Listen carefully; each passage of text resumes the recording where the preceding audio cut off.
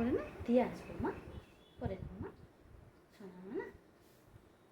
না এবার নমস্কারটা করছো। নমস্কার। হ্যাঁ।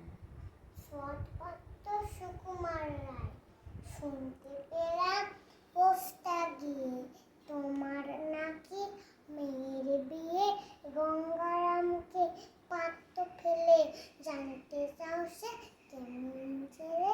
মন্দ নয় সে পাত্র ভালো, রং যদিও বিজয় কালো।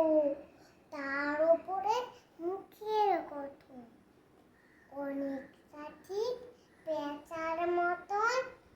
বিদ্যে বুদ্ধি বলছি মশাই, ধন্যী ছেলে ও দেবো ফল।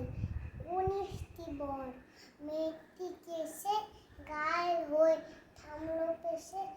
বিষয় আফয় গরিব বেজায়, কষ্টে সৃষ্টে দিন চলে যায়।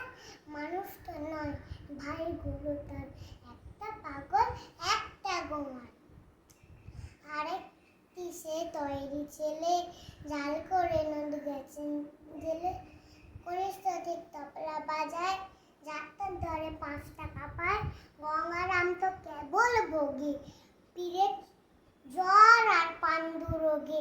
কিন্তু তারা উচ্চ ঘর, কংসরাজের বংশধর।